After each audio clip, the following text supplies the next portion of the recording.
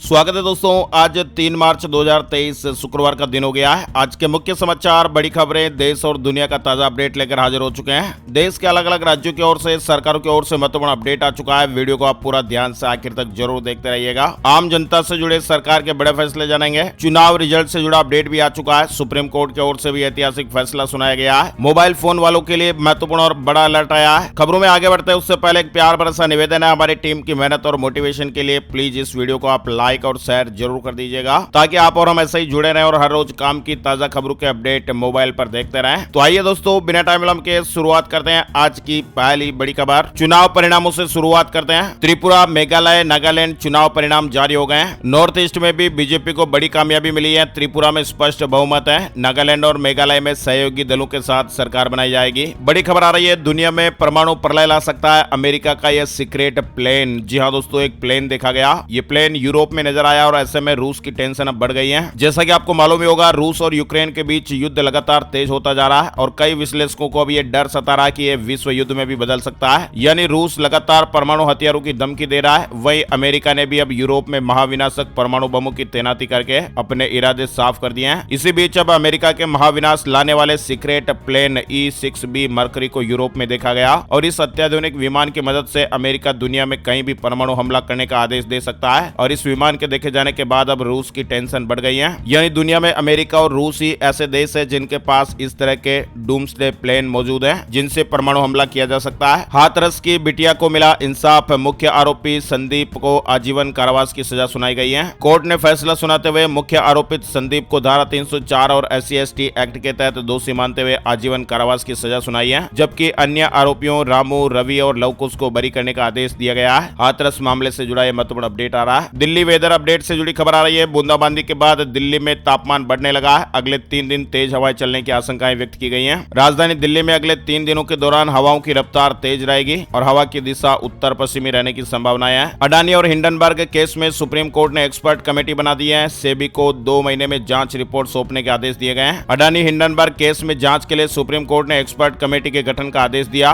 Court द्वारा बनाई गई कमेटी की अध्यक्षता रिटायर्ड जस्टिस AM स्प्रे करेंगे। वहीं सुप्रीम कोर्ट ने आदेश दिया कि सेबी इस मामले में जांच जारी रखेगी और 2 महीने में अपनी रिपोर्ट सौंपेगी। इसके अलावा दोस्तों, सुप्रीम कोर्ट ने एक ऐतिहासिक फैसला भी सुनाया है। सुप्रीम कोर्ट ने कहा कि चुनाव आयोग को स्वतंत्र होना चाहिए और यह स्वतंत्र होने का दावा नहीं कर सकता है तो अनुचित होगा। सुप्रीम कोर्ट ने ऐतिहासिक फैसला दिया है। अब प्रधानमंत्री, लोकसभा में नेता प्रतिपक्ष और CJI मिलकर मुख्य चुनाव आयुक्त और चुनाव आयुक्तों का चयन करेंगे। 5 जजों के संविधान पीठ ने यह महत्वपूर्ण फैसला सुनाया है। G20 का सिर्फ अध्यक्ष ही नहीं, दुनिया का भाग्य विधाता बना भारत, विश्व ने कहा है। वैश्विक संकटों पर करे मार्गदर्शन। यानी G20 की अध्यक्षता कर रहे भारत से दुनिया को काफी सारी उम्मीदें हैं। विश्व की निगाहें G20 से यूक्रेन युद्ध से लेकर दुनिया में फैले खाद्य और ऊर्जा संकट के समाधान पर भी टिक गई हैं। वहीं आपको बता दें, G20 बैठक के बीच इटली की प्रधानमंत्री जियोर्जिया मेलोनी भारत की 2 दिवसीय यात्रा पर नई दिल्ली पहुंची। उन्होंने प्रधानमंत्री नरेंद्र मोदी जी की तारीफ की है। उन्होंने कहा कि PM मोदी दुनिया भर के सभी नेताओं के सबसे प्रिय हैं। G20 देशों के विदेश मंत्रियों की बैठक दिल्ली में खत्म हो गई है। इसमें US, रूस, चीन, ब्रिटेन और फ्रांस समेत दुनिया की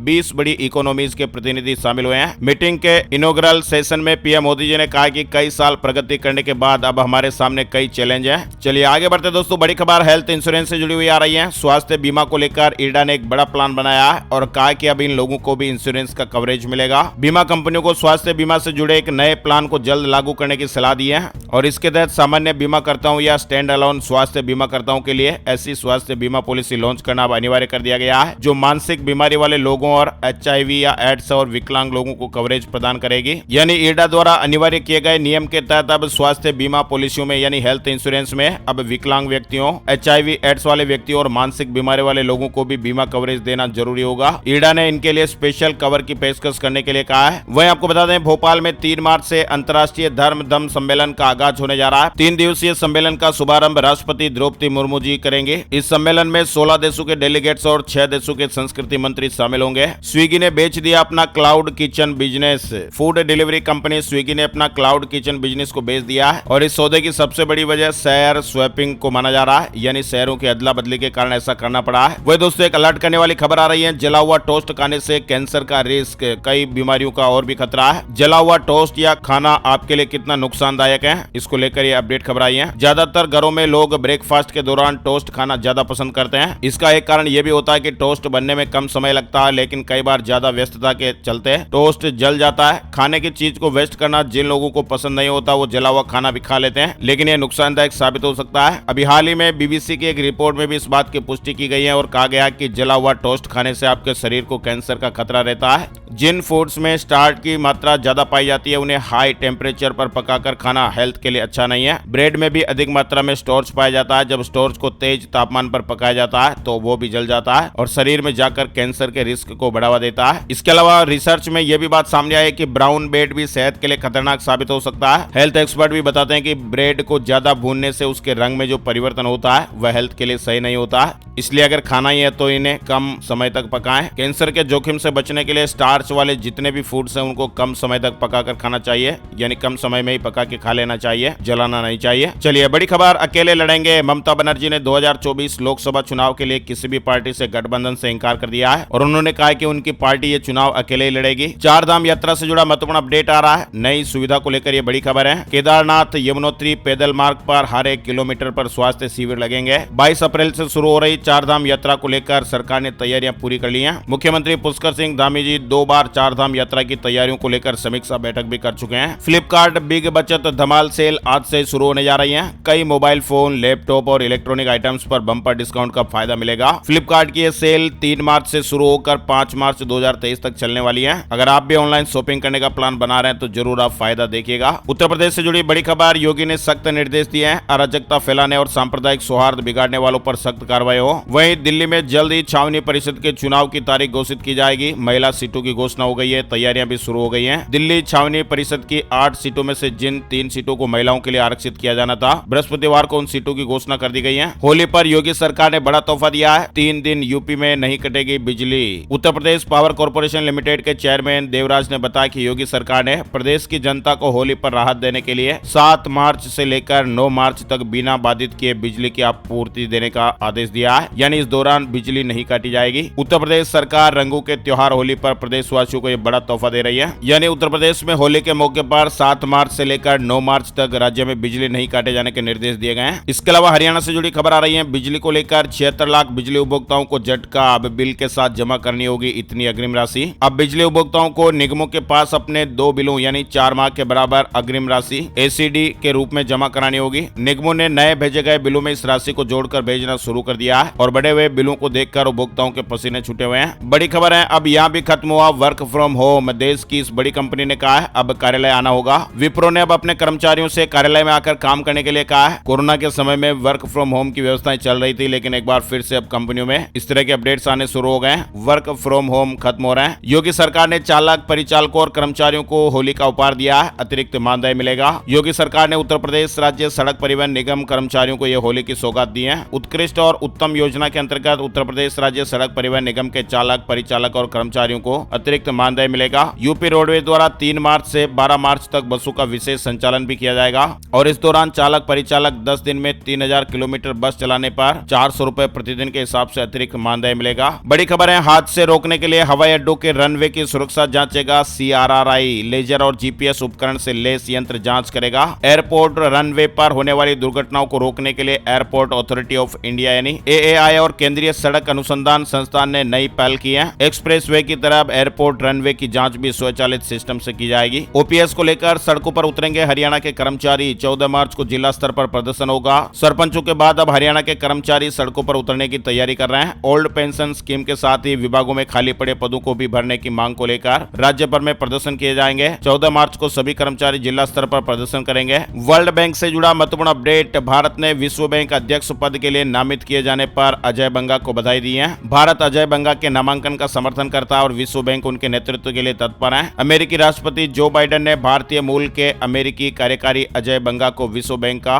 नया अध्यक्ष बनाने के लिए नामित किया है। वहीं भारत ने भी उनके नामांकन का समर्थन किया है। अब QR कोड स्कैन करने पर आपको रुपए मिलेंगे, पैसे मिलेंगे। देश के 12 शहरों में ये नई मशीनें लगने वाली हैं। यानी अभी तक आप QR कोड पर स्कैन कर पेटीएम या गूगल पे से पेमेंट करते होंगे, लेकिन अब आप सिक्के भी ले पाएंगे। इसके लिए रिजर्व बैंक देश के 12 शहरों में 19 मशीनें लगाने जा रहा है। दरअसल ये QR code enabled coin vending मशीनें होगी, जिनकी मदद से आप अपने मोबाइल से इन QR कोड को स्कैन कर आसानी से कोइन प्राप्त कर सकते हैं, सिक्के प्राप्त कर सकते हैं। यानी लोगों को सिक्कों के लिए भटकना नहीं पड़ेगा। शेयर मार्केट से जुड़ा अपडेट आ रहा है। सेंसेक्स और निफ्टी निफ्टी में आई गिरावट, शेयर बाजार में कमजोरी का रुख दिखाई दिया। गुरुवार को शुरुआती कारोबार में शेयर बाजारों में गिरावट दर्ज की गई। SC/ST एक्ट के मामलों पर हाई कोर्ट का ऐतिहासिक फैसला, समझौते के लिए करना होगा ये काम। अगर SC/ST अधिनियम के तहत मामला दर्ज करने के बाद दोनों पक्षों के बीच समझौता हो जाता है तो शिकायत दर्ज कराने वाले पीड़ित को शासन द्वारा दिए गए मुआवजे को राजकीय कोष में जमा करना होगा। बगैर मुआवजा जमा किए संबंधित न्यायालय द्वारा समझौता सत्यापित नहीं किया जाएगा। अदालत ने कहा कि समाज कल्याण विभाग से प्राप्त धन जमा करना अनिवार्य होगा और पार्टियों के बीच किसी भी समझौते के लिए शर्त होगी। दिल्ली से जुड़ी खबर, Delhi nursery KG class 1 admission 2023 का रजिस्ट्रेशन शुरू हो गया है। 15 मार्च तक अप्लाई करने का मौका है। एडमिशन के लिए अभिभावक ऑफलाइन मोड में भी रजिस्ट्रेशन कर सकते हैं। दिल्ली नर्सरी एडमिशन 2023 के लिए रजिस्ट्रेशन की प्रक्रिया शुरू हो गई है। वहीं दिल्ली में JNU में नया नियम लागू हुआ है। धरना दिया तो होगा 20,000 रुपए का जुर्माना, हिंसा करने पर एडमिशन भी रद्द हो सकता है। दिल्ली के जवाहरलाल नेहरू विश्वविद्यालय में नए नियम लागू कर दिए गए हैं। अब यहाँ पर अगर छात्रों ने परिसर में धरना दिया तो 20,000 रुपए का जुर्माना लगाया जाएगा और अगर हिंसा करते हैं तो एडमिशन भी रद्द हो सकता है। साथ ही एक बड़ी खबर आ रही है, श्याम मानव के चैलेंज के बाद महाराष्ट्र जा रहे बागेश्वर सरकार धीरेन्द्र कृष्ण शास्त्री 2 दिन सजाएंगे दरबार। इस तरह के मीडिया रिपोर्ट्स और खबरें। साथ ही अपडेट खबर आ रही है, बेंगलुरु में अमित शाह की रैली। केंद्रीय गृह मंत्री अमित शाह आज बेंगलुरु के दौरे पर हैं। कर्नाटक की सत्ता पर काबिज रहने के लिए बेंगलुरु शहर की 28 विधानसभाओं पर भाजपा की जीत सुनिश्चित हो सके, इस लिहाज से यह रैली बहुत ही ज्यादा महत्वपूर्ण होने वाली है। ट्रैफिक पुलिस ने भी रूट को लेकर जानकारी दी है। 3 मार्च की दोपहर 3 बजे से रात के 9 बजे तक केंद्रीय गृह मंत्री की रैली के कारण कई रूट्स को लेकर सलाह जारी की गई है। वहीं हरियाणा में अब हो सकेगी 180 गज से कम के मंजिलवार घरों की registry. Town and country planning ने आदेश जारी कर दिया है। हरियाणा के बड़े शहरों में मंजिलवार 180 गज से कम बने घरों की रजिस्ट्री का रास्ता Haryana town and country planning विभाग ने खोल दिया है। यानी लंबे समय से गुरुग्राम और पंचकुला जैसे कई बड़े शहरों में हजारों घर ऐसे बताए गए हैं जिनकी रजिस्ट्री इसलिए नहीं हो पा रही थी क्योंकि ये मंजिल 180 गज से कम के थे। PM गति शक्ति से जुड़ा अपडेट आ रहा है। 4 महीने में 5 लाख करोड़ की 66 परियोजनाओं को मंजूरी दी गई है। पिछले साल अक्टूबर में PM गति शक्ति NMP को लॉन्च किया गया था। पंजाब में विधानसभा का बजट सत्र आज शुक्रवार से शुरू होने जा रहा है और सत्र के हंगामेदार होने के आसार हैं। किया ने अपने नए इलेक्ट्रिक कार EV9 का टीजर जारी किया। 15 मार्च को ये कार पेश हो सकती है। वहीं Hyundai Verna को भी लेकर अपडेट आ रहा है। Hyundai Verna 21 मार्च को भारतीय बाजार में लंबे बूट स्पेस और दमदार फीचर्स के साथ दस्तक देने वाली है। वहीं बिहार को लेकर अपडेट है। बिहार में बदल गई जमीन दाखिल खारिज की व्यवस्था, नए नियम लागू हो गए हैं। बिहार में 1 मार्च से जमीन रजिस्ट्री का नियम बदल गया है, नए नियम लागू हो गए हैं। भूमि संबंधित दाखिल खारिज के वादों को फटाफट निपटाने के लिए फर्स्ट आउट और odd even वाले नियम भी प्रभावी हुए हैं। उत्तराखंड सरकार ने नहीं बढ़ाया गन्ने का MSP, बीते साल के दरों पर ही भुगतान होगा। प्रदेश सरकार ने पैरोई सत्र 2022-23 के लिए गन्ने के न्यूनतम समर्थन मूल्य यानी MSP में कोई भी बढ़ोतरी नहीं की है। बीते साल की दरों पर किसानों को गन्ने का भुगतान किया जाएगा,